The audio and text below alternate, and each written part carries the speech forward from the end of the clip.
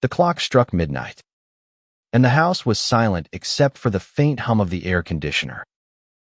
I lay awake, staring at the ceiling, my heart pounding with a restless ache I couldn't name. Then, the door creaked open, and there he was, Elliot, my son's best friend, standing in the moonlight, his eyes wide with something unspoken. I sat up, clutching the edge of my blanket, my breath catching in my throat. Elliot was 22, the same age as my son, Caleb. But there was a quiet intensity about him that always set him apart. His dark hair fell messily over his forehead, and his hands fidgeted nervously at his sides, as if he were wrestling with a secret too heavy to carry alone. "Mr. Harper, I'm sorry," he whispered, his voice trembling. "I couldn't sleep. I needed to talk to you."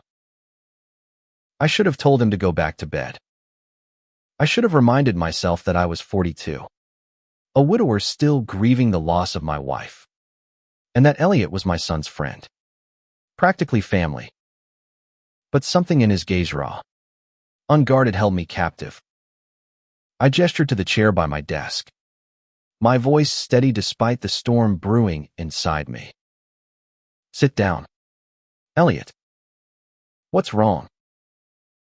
He hesitated, then crossed the room, his bare feet silent on the hardwood floor. The moonlight painted his face in soft silvers, highlighting the sharp angles of his jaw and the vulnerability in his eyes. He sat, but his hands kept moving, twisting the hem of his t-shirt.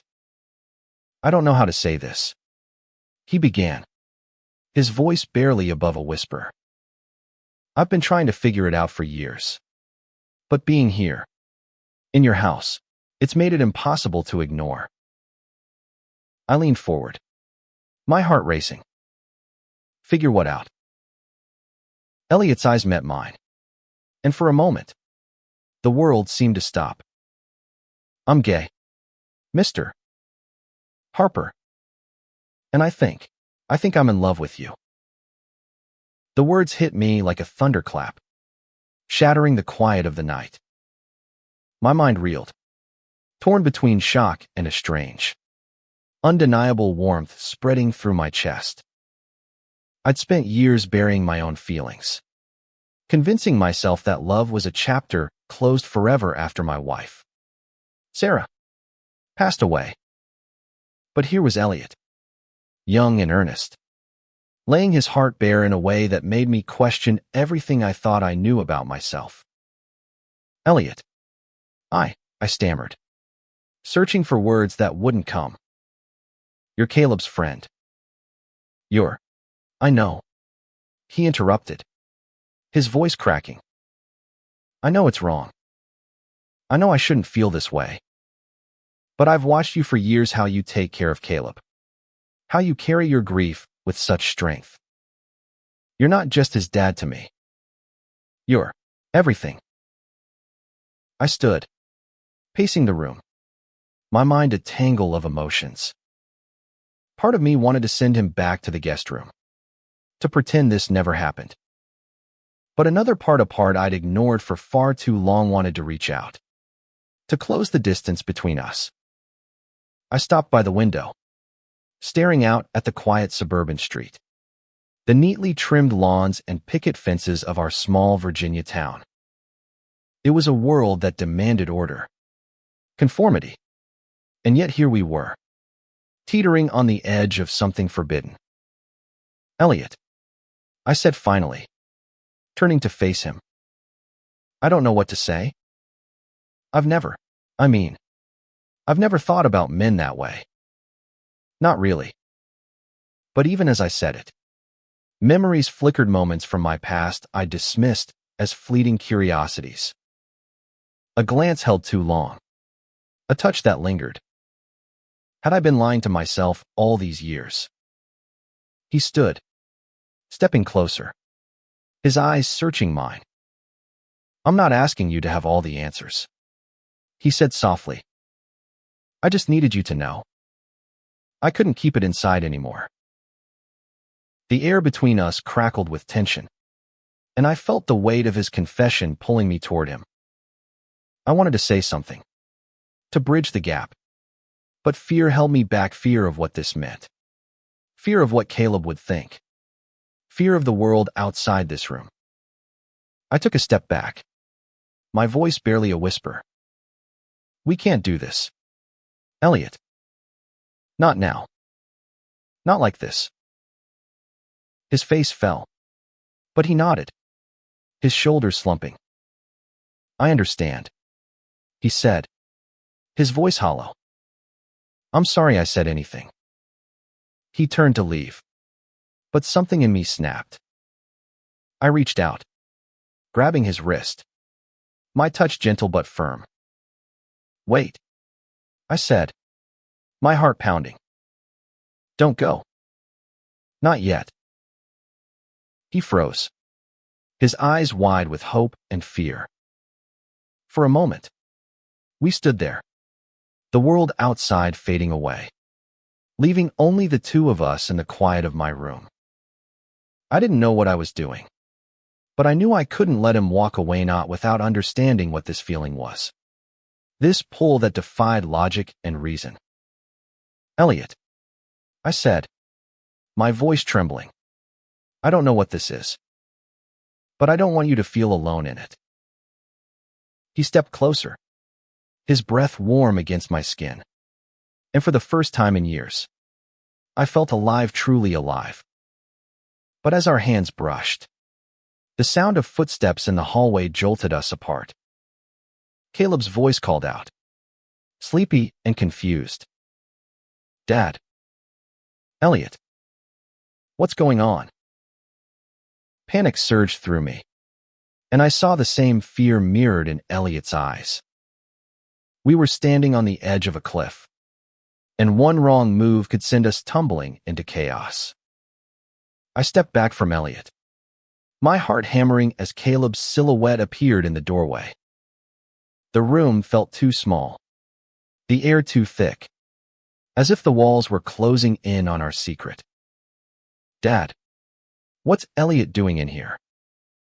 Caleb asked, rubbing his eyes, his voice laced with innocent curiosity. I forced a smile, my mind racing for an explanation that wouldn't unravel everything. He couldn't sleep, I said, my voice steadier than I felt.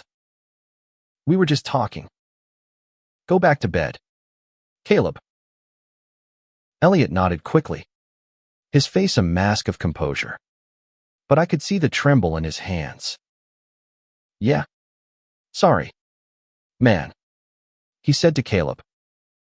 Just needed some advice. Caleb frowned, glancing between us, but he was too tired to press further. Okay. Whatever, he muttered, shuffling back to his room. The moment his door clicked shut, I let out a breath I hadn't realized I was holding. Elliot's eyes met mine, and the weight of what almost happened hung heavy between us. We can't do this, I whispered, more to myself than to him. Not here. Not with Caleb in the next room. Elliot's jaw tightened, but he nodded. I know, he said, his voice barely audible. I'll go back to the guest room. He moved toward the door, but his steps were slow, reluctant, as if he were fighting every instinct to stay. I watched him go, my chest aching with a mix of relief and regret. The rest of the night passed in a blur of restless thoughts, Elliot's confession replaying in my mind. By morning, the house was filled with the usual sounds: coffee brewing, Caleb's laughter, the clatter of dishes, but everything felt different, like a photograph slightly out of focus. Over breakfast, Elliot avoided my gaze, focusing instead on his plate of pancakes. Caleb, oblivious, chatted about his plans for the Daya hike with friends. Maybe a movie later. I nodded along, But my thoughts were elsewhere, tangled in the memory of Elliot's touch, the way his eyes had searched mine in the dark. As the day wore on, I tried to bury myself in routine mowing the lawn, answering emails, anything to keep my mind off the night before. But every time Elliot passed by, our eyes would meet for a fleeting moment, and the air would spark with unspoken words. By evening, Caleb announced that Elliot was staying another night, and my heart lurched with both dread and anticipation. That night, I lay awake again, the house quiet except for the distant chirping of crickets. I told myself to stay in bed, to let this moment pass, but the pull was too strong. I slipped out of my room, my bare feet cold against the floor, and found myself standing outside the guest room. The door was ajar, and I could see Elliot sitting on the edge of the bed, his head in his hands. I knocked softly, and he looked up, startled. "Mr. Harper," he whispered, his voice a mix of surprise and hope. "Call me David," I said, stepping inside and closing the door behind me. "We need to talk." He stood, his eyes searching mine, and I could see the same turmoil I felt reflected in his gaze. "I'm sorry about last night," he said. "I shouldn't have put you in that position. I felt this way for so long. And being here, so close to you, it's like I'm drowning in it." I took a step closer, my heart pounding. "Elliot, I don't know what I'm feeling," I admitted. "I've spent years convincing myself I don't need anyone, that I'm fine alone. But when you said those things last night, it woke something in me. Something I didn't even know was there." His breath hitched, and he reached out, his fingers brushing mine. The touch was electric, sending a shiver through me. "David," he said softly, testing the name. "What do we do now?" I didn't have an answer, but I didn't pull away. Instead, I let my hand close around his, the warmth of his skin grounding me in a way I hadn't felt in years. We stood there, the world outside forgotten, as the boundaries between right and wrong blurred into something achingly human. But the moment was fleeting. A creak from the hallway snapped us back to reality, and we stepped apart, our breaths ragged. "We can't keep doing this," I said, my voice hoarse. "Not like this. Not in secret." Elliot nodded, his eyes glistening. "I know. But I don't know how to stop feeling this way." I wanted to tell him we'd figure it out, that we could find a way to make sense of this. But the words caught in my throat. Instead, I squeezed his hand one last time before slipping back to my room, the weight of our unspoken promises heavy on my shoulders. The next morning, Elliot was quieter than usual, his smiles forced as he packed his bag to leave. Caleb, still unaware, hugged him goodbye, promising to hang out again soon. I watched from the porch, my heart twisting as Elliot glanced back at me, his eyes filled with a longing that mirrored my own. As his car disappeared down the street, I felt a void open inside me, a space I hadn't known was there until he filled it. I knew then that this wasn't over, not by a long shot. But what came next would test us both in ways I couldn't yet imagine. Weeks passed, and the memory of that night lingered like a half-remembered dream. I threw myself into work, into being the steady father Caleb needed. But Elliot's absence was a quiet ache I couldn't shake. Then, one evening, a text lit up my phone. "Can we talk? I'm in town. Elliot." My heart raced as I typed a reply, inviting him to meet me at a small cafe on the edge of town, far from prying eyes. when I saw him sitting at a corner table, his dark hair catching the warm glow of the cafe lights. I felt that same pull from before, undeniable, inescapable. "David," he said as I sat down, his voice soft but steady. "I haven't stopped thinking about you." I swallowed hard, glancing around to make sure no one we knew was nearby. "Elliot, we need to be careful. If Caleb finds out, if anyone finds out." "I know," he said, his eyes intense. "But I can't keep pretending this doesn't exist. I've spent my whole life hiding who I am, and I'm tired of it. I want to be honest with you, with myself." His words cut through me, stirring up feelings I tried to bury. I thought of Sarah, of the life we'd built, and the guilt that still clung to me like a shadow. But I also thought of the years I'd spent alone, convincing myself I didn't deserve love again. Elliot was offering me something I hadn't dared to hope for, a chance to feel alive. "I'm scared," I admitted, my voice barely above a whisper. "I don't know how to do this. I don't even know if I'm ready." He reached across the table, his hand resting lightly on mine. "We don't have to have all the answers now," he said. "But I know I want you in my life, however that looks." The weeks that followed were a delicate dance of stolen moments, late-night phone calls, quiet walks in the park, moments where we could be ourselves without the weight of the world pressing down. But secrets have a way of unraveling, and ours was no exception. One evening, Caleb came home early from a friend's house and found us sitting too close on the couch, our hands brushing as we laughed over a shared memory. His eyes narrowed, and I saw the pieces click together in his mind. "Dad," he said, his voice sharp. "What the hell is going on?" I froze, my heart sinking.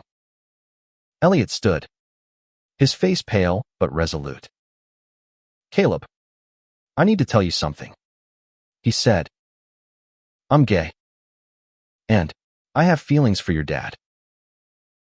The silence that followed was deafening. Caleb's face twisted with confusion, then anger. "You're joking, right? This is some kind of sick prank." "It's not a prank," I said, standing to face him. "Caleb, I didn't plan this. I didn't even know I could feel this way until Elliot came into my life. But I care about him." Caleb laughed, a bitter sound that cut me to the core. "You care about him? He's my age, Dad. He's my best friend. How could you do this to me? To Mom?" The mention of Sarah stung, but I held his gaze. "Your mom would want me to be happy," I said softly. "And I haven't been happy in a long time. Not until now." Caleb stormed out, slamming the door behind him. Elliot and I stood in the wreckage of that moment, our hands clasped tightly, knowing we'd just crossed a line we couldn't uncross. The days that followed were tense, filled with awkward silences and Caleb's cold distance. I tried to reach out, to explain, but he wasn't ready to listen. Meanwhile, Elliot and I grew closer, our bond deepening through honest conversations and quiet moments of understanding. He told me about his own struggles coming out to his conservative family, the fear of rejection that had kept him silent for so long. I shared my own doubts, my fear of failing Caleb, of betraying Sarah's memory. One night, as we sat on my porch under a sky full of stars, Elliot turned to me, his eyes shining. "David, I don't know what the future holds," he said, "but I know I want to face it with you." I kissed him then, a soft, tentative kiss that felt like a promise.